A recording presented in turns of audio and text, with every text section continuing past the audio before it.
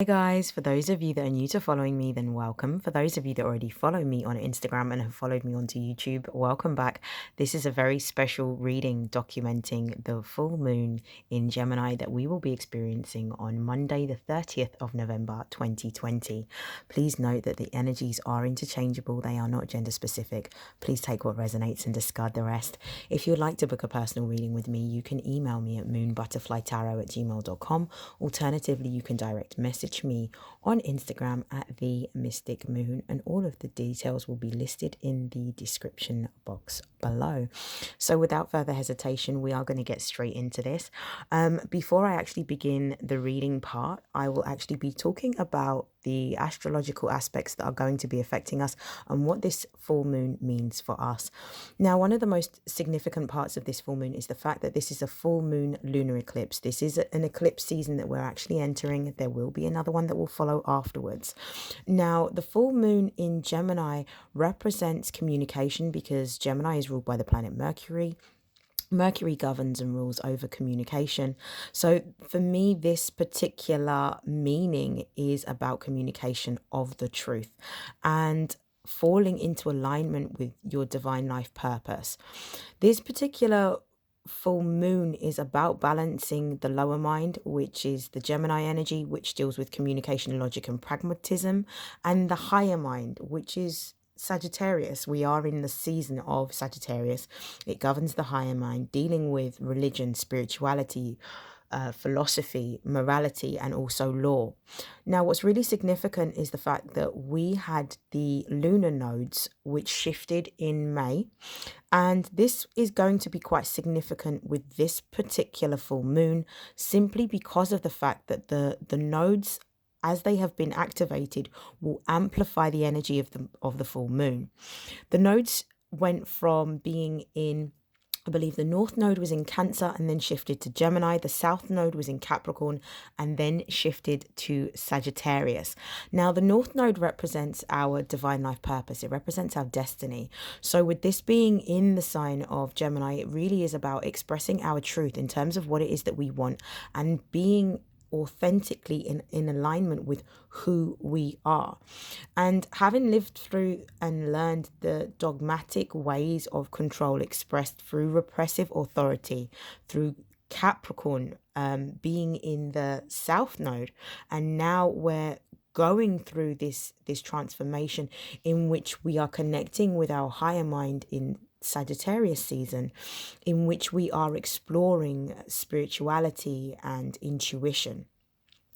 Now, the North Node and the South Node are in opposing positions. So the fact that the North Node and the South Node are in opposing positions means that us as humans are being forced to seek our own truth. What is the truth for us? What is it that we want to do? Where is it that we want to be? How are we going to live our lives differently? What are the changes and the adjustments that we're going to be making? What are the practical steps that we're going to be taking in order to discover more about who we are, what we want, and where we're supposed to be? Now, the sun in Sagittarius represents growth and expansion of the higher mind. It represents religion, spirituality, philosophy, and the energy is forcing us to evolve emotionally, physically, and spiritually. It's for us to come into alignment with the divine so we can connect to this collective consciousness. And also, because of the fact that in December we are going to be entering the age of Aquarius, our vibration has to elevate in preparation to be in alignment with the age of Aquarius, where everything is going to be governed by the higher mind. Everything is going to be governed not by your logical, rational mind, but by your spiritual, intuitive mind. With this being said, we can expect to see the rise of spirituality and the spiritual community on a global level. I do feel that there's going to be a lot of people that are going to be looking to investigate and seek their own truth, which means that there's going to be a departure in a lot of religious practices and a bigger uptake in spiritual practices and teachings, which I envisage will become more mainstream. Whilst we see more new opportunities arise, particularly for creative expression, we need to be very careful during this time. not to be too hasty, not to overpromise and underdeliver. We need to be extremely careful, and we need to pay close attention to detail, particularly with work and projects and business negotiations. Now, the lunar eclipse acts here as an amplifier because it intensifies the potency of the Gemini full moon. The lunar eclipse casts a shadow onto the earth, which then gets projected onto the moon. So the moon is dealing with the subconscious mind. It deals with our hidden feelings. And with the moon being positioned in Gemini, this is talking about duality. So Gemini essentially is going to help us to focus on expression of our truth, even though what we will be facing is a side of the Gemini full moon, which is going to want to ignore or repress those hidden feelings as they emerge. Now, the moon in astrology deals with families, and Gemini deals with siblings. So we could therefore expect that there may be some uncomfortable truths with regards to rivalry between siblings or parental favoritism. And there could also mean that there may be communication issues either with parents within the context of a family or with siblings directly. Now, the sun is in opposition to the moon in Gemini, which is really about the expression of our own personal truth, establishing our own personal power through being in alignment with what it is that we actually want and with our divine life purpose. Now, the energy is asking for us to balance both the lower mind and the higher mind. And with this being said, what we can expect is that with the significant uptake in spiritual practices, we will start to see more mainstream spiritual practices that will be explored through traditional forms of media such as television, radio, also the internet. And I can also see this happening in schools. Now, this won't necessarily happen during this particular full moon, but this is things or events that will happen as a result of this full moon, because this full moon is going to be a catalyst. Now, Mercury in this full moon plays a really incremental role because it begins with this sextile of Jupiter. Now, Jupiter is the ruler of Sagittarius. It governs the ninth house, and it's the planet of fortune and luck, growth, expansion. So there is going to be, with this sextile, there's going to be an expansion of our conscious mind. So there's going to be an influx of ideas. There's going to be an abundance of creative energy, which will spur along, if grounded, if the energy becomes grounded, then it will spur along a bigger sort of notion towards what it is that we want. So it's going to lead to an expansion of our money. It may be a really good idea during this full moon to start journaling in order to capture some of these ideas, and also to ensure that these ideas manifest. But for them to manifest, it is going to be necessary for you to take practical action steps towards making it happen. Now, one of the other aspects that's quite significant to this full moon is that Mercury is going to be sextiling Saturn, and Saturn is the ruler of the 10th house. And this means that we're potentially going to be seeing that there is going to be a change in our minds, meaning that Saturn is the planet of boundaries and authority and limitations. So what I'm seeing with this Mercury sextiling Saturn is that because of the fact that Mercury is fluid and it is malleable, and Saturn can be fixed and it can be rigid, this is going to mean that we're going to be able to see beyond our limitations. We will no longer be in a time in which we have fixed ideas about what things can happen and what can't happen. I do feel that in order to sort of benefit from this particular astrological aspect, you need to ensure that you ground your energy and create tangible ideas about what you're going to do to explore and express this particular energy.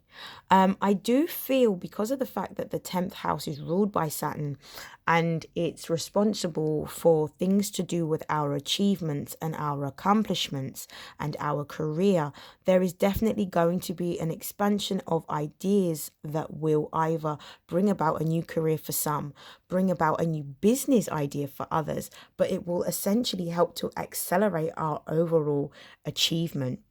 So there's going to be a great amount of creative energy that I'm seeing from this. Now, what we can also expect is that both the sun and the moon are going to be in a trine with Chiron. Now, Chiron is the wounded healer. So Chiron represents the need for us to be able to heal. And what's going to happen with this particular aspect is that there is going to be a healing of the divine masculine. So when we talk about the divine masculine, there is masculine energy that's within all of us, as there is feminine energy within all of us. But because of the fact that we have been in a state of exalting the masculine energy and repressing the feminine energy, a lot of our masculine energy is over pronounced, and now it needs to be tempered in order to come into alignment with and to make it like room for the feminine energy. Now, this is going to mean that there's going to be a big ego death for a lot of people, particularly if this was more pronounced than anything else. What we can also expect as well is that there is going to be this sort of space created to allow the divine feminine energy to rise. And essentially, the way I'm seeing this trine between the sun, the moon, and Chiron is it's like both the sun and the moon are a couple that are at marriage guidance counseling, and Chiron in this sense is acting as the mediator in order to create fairness and balance. Now, another astrological aspect that's quite significant is Neptune, which will be squaring the North Node. Now, squares within astrology do present conflicts or present challenges that we need to be very mindful of. The North Node, as it is currently, is in Gemini. The North Node represents our destiny. Neptune is the ruler of the 12th house. Neptune is also the ruler of Pisces, and it deals with our hidden or subconscious mind. There is definitely going to be a real battle between logic versus intuition with this particular aspect. And the reason being is because if we're looking at the conscious mind represented by the North Node in Gemini, and we look at the subconscious mind, which is represented by Neptune in Pisces, there's a conflict in terms of what we're supposed to use. Now, Gemini works with the energy of practical, logical application. So there needs to be evidence and facts to present its truth, whereas Neptune is forcing us to use our internal intuitive truth in order to live in accordance with our divine life purpose. Now, the biggest problem that we have as a society is not living in our truth, and this full moon is forcing us to express it and to live it. So without further hesitation, I am going to be beginning our reading. I'll be using the Moonology Oracle deck. I will also be using the Santa Muerte deck, and I will also be closing out with the Universe Has Your Back. So let me just move this to one side. I'm going to get the Moonology on, and I will shuffle. We'll start off with this deck.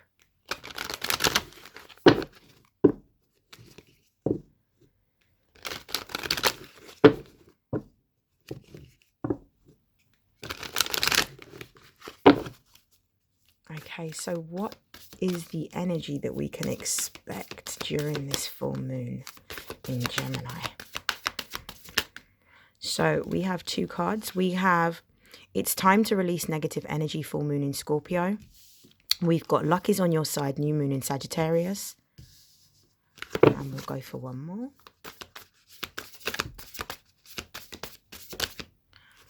And we have It's Time to Give Rather Than Take, new moon in Virgo. Let's see what's at the bottom of the deck energy. We have take time to breathe out, disseminating moon. So I do feel that the energy is going to be quite intense. This is going to be a very supercharged full moon. There is a need for us to be able to ensure that we don't act out of impulse. So there may be a need for us to be able to take time to breathe out. I definitely feel like this represents some sort of conflict or some sort of tension that may arise. And I feel that this may be through difficult communication or difficult conversations that may be had around this full moon, especially for those of you that have yet to uncover or unearth any type of issues or barriers in communication, particularly with siblings or family. What I'm also seeing is that there really is a focus here on letting go of the past, letting go of things that have hurt you, letting go of any kinds of pains or traumas that you may be having, particularly with regards to family, with regards to any type of secrets that you may have had that needs to be revealed, because Scorpio deals with mysteries and it deals with secrets.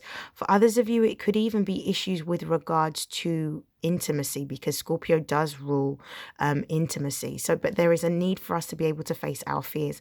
What I'm also seeing with this particular card is a lot of the fears that we have are related to our material stability and our security, or to come out of our comfort zone. And when we see this scorpionic energy, it's for something to end in order for something new to come into its place. It's the energy of death and rebirth. So it's about us transforming our life by stepping into an energy of honesty and truth, and being able to communicate or express that truth and live in our truth with this disseminating moon energy. Now, what I'm also seeing with the new moon in Sagittarius, Sagittarius is the season that we're currently in. It says luck is on your side. So it's about understanding and trusting the process right here. It's about understanding that even though this may be difficult, it may be traumatic, it may cause you pain, that there is a need here for us to come into alignment with what it is that we truly want and really harness our focus. What is the bigger picture here? What is our overall goal? What is it that we're trying to achieve? What is it that we're working towards? Understanding that the energies that we have around us are supporting us in order to step into our power, to step into alignment with the divine, to fulfill our divine life purpose by being in a place of authenticity and expressing and communicating our truth. What I'm also feeling as well is that with this new moon in Sagittarius and luck being on your side, whatever it is that you are investigating, looking into, or seeking, you will surely find the answers to. For some of you, there is going to be a deeper focus on understanding the environment that you live in and really tapping into that extrasensory perception in which you are able to perceive, not with the eyes in your body, but with your mind's eye, what is actually happening around you, and perceiving the energy of others around you. I feel like for a lot of people, they're going to start to tap into their empath energy, in which they're able to sort of feel the energy around them just through being more sensitive. And I feel like this full moon is going to for some of you enhance this energy. For others of you, it's going to bring this energy out. So it may be an awakening. What I'm also seeing with this new moon in Virgo is it says a time to give rather than take. So for me, this is really about stepping into a position in which you are able to not only focus on what it is that you can gain, but look at the overall picture of what needs to be done. There is definitely a need here for us to be able to heal and for us to repair, especially with the sun and moon trine Chiron. There is a focus here on healing. And this is definitely echoed in the full moon in Scorpio card, because Scorpio is a water zodiac sign. And when we're dealing with water, we're dealing with things that deal with our emotions as well as our intuition. So for me, it's about almost releasing old, outdated emotions in order to heighten or tap into your intuitive or extrasensory perception. with the new moon in Virgo, there's going to be some ideas that are going to be communicated. And I feel like with this new moon in Virgo, it's about taking practical steps with any sort of ideas intuitively that you may receive throughout this particular full moon. Now, what I will do is I will begin by doing some confirmation cards. So we're going to confirm the full moon in Scorpio. Oops. We're going to confirm the full moon in Scorpio.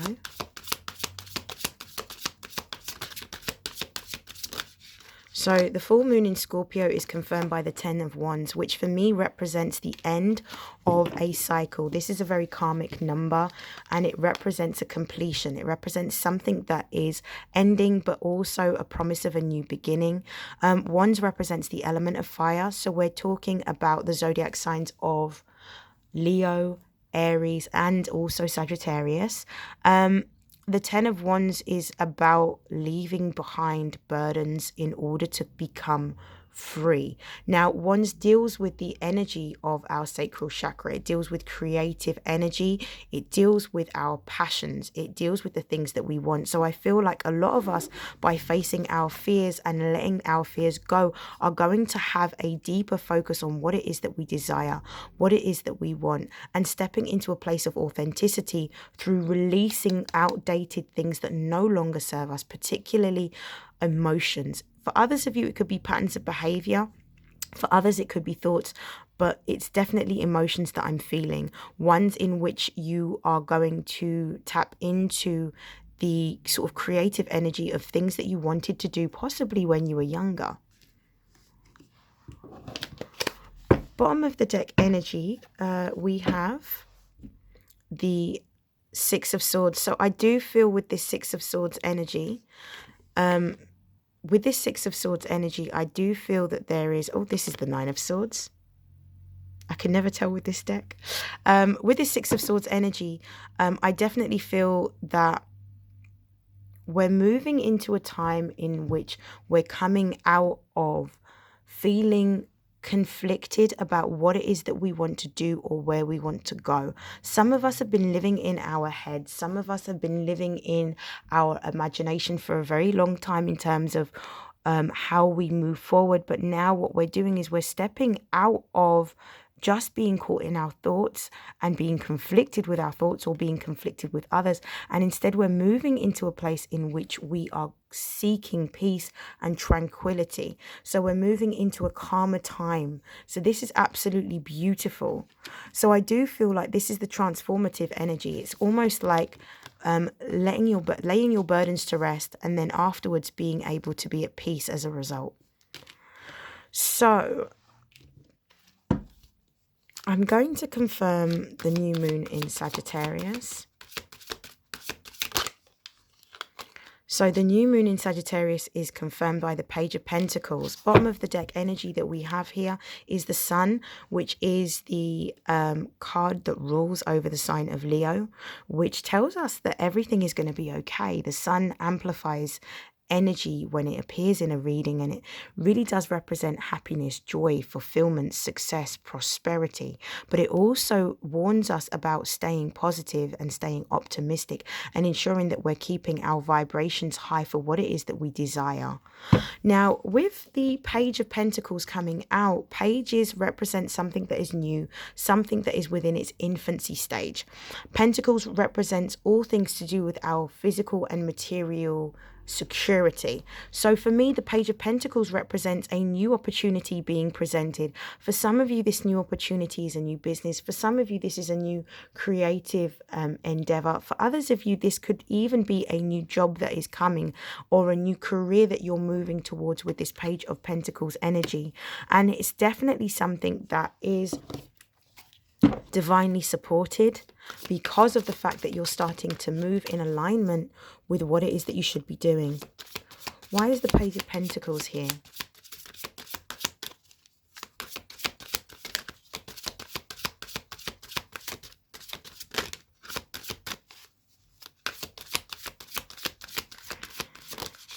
So the Page of Pentacles is confirmed by the Seven of Cups.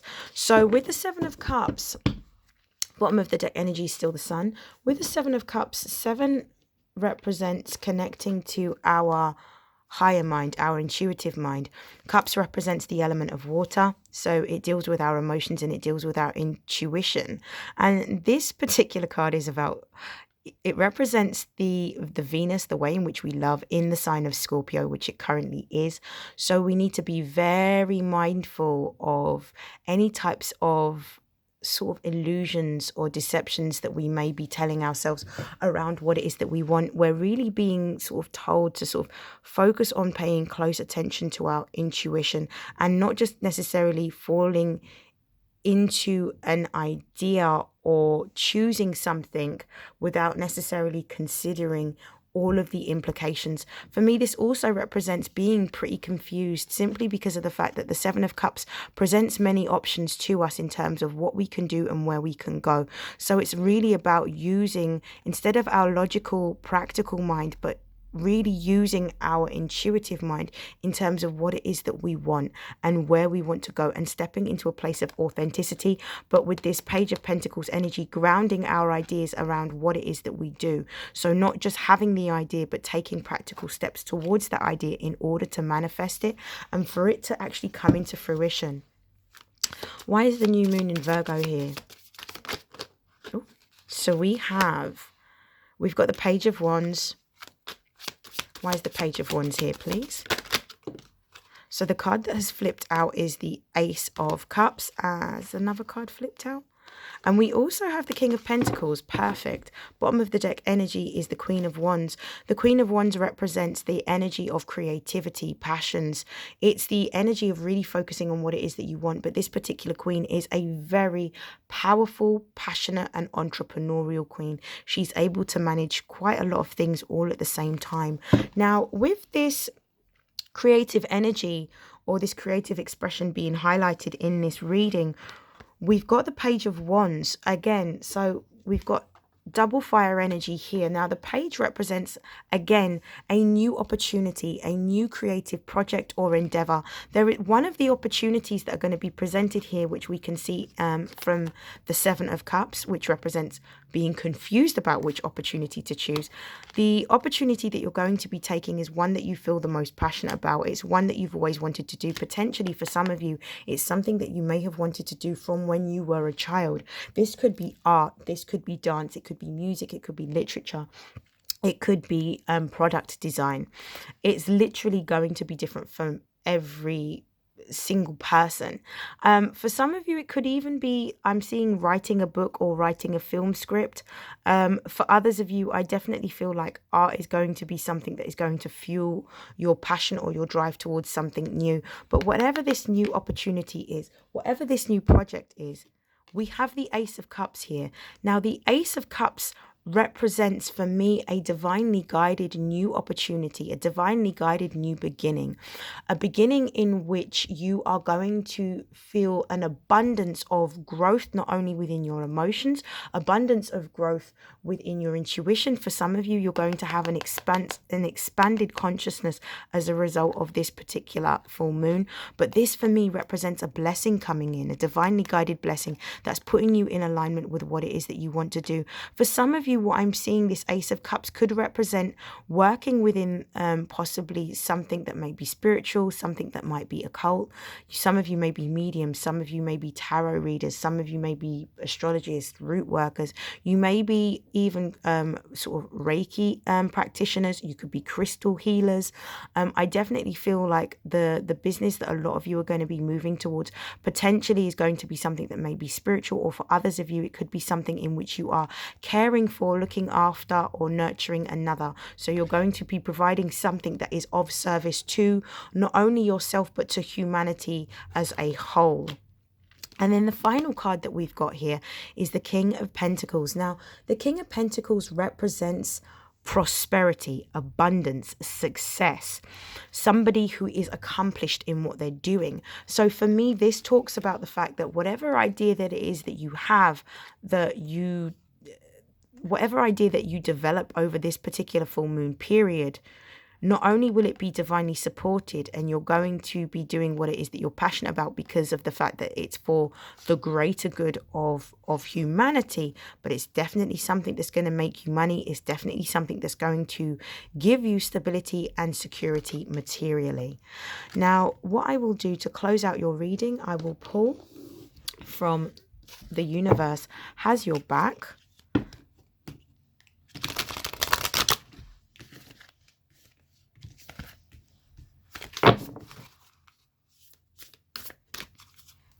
So what are the closing messages? So first card, joy is the ultimate creator. Do what it is that you love. Whatever it is that you're going to be moving towards during this full moon or after this full moon, do what it is that you love, because once you are creating from a place of joy, the abundance will then come. The next card that has come out is the moment I realign with love, clear direction is presented to me. Those of you that have been very confused about what it is that you want to do, focus on what it is that you enjoy. Focus on what it is that you love. Focus on what it is that you are passionate about.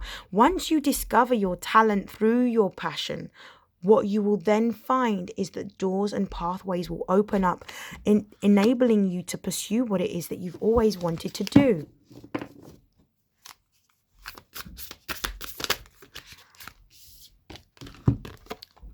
In every moment, the universe is conspiring to bring me toward right-minded thinking and the energy of love. For me, this is about really focusing on connecting to your intuition. This is really about focusing on connecting to what it is that you desire and starting to manifest from a place of what it is that you want, rather than manifesting from a place of what you don't want. So it's about keeping your energy positive, keeping your vibration high, because every time you are thinking, you're actually creating your own reality. So it's really important to ensure that when you keep your thoughts and your behaviors in alignment with what it is that you want, you will start to receive more of what it is that you desire. And we've got 2 more cards. So the presence of love will always cast out fear. So what that essentially means is that focus on what it is that you love and what you're wanting to bring in, rather than what may occur as a result of you trying to do this. So what we often do as part of our sort of conditioning is we always focus on, what if this doesn't work out? What if that doesn't work out? We go through all of the particular problems that may arise from us trying something new before we've even tried it. We never focus on, what if it works? What if it's successful? What if it grows? So this is about facing our fears, and this is about really staying in the energy of love and doing what it is that you want to do and being persistent. The next card that we have, which is our final card for this reading, says attack, pain, fear, judgment, and any form of separation are merely calls for help. So if you are displaying this particular energy around the full moon, it's about you feeling this energy, but also releasing this energy. And you release this energy by doing more of the things that you love and really focusing on staying in the energy of love throughout this particular full moon and beyond, and really stepping into a place of authenticity. So honor your energy by being truthful about what it is that you're feeling, but do something that you enjoy to shift so that you're not manifesting from a low vibrational place.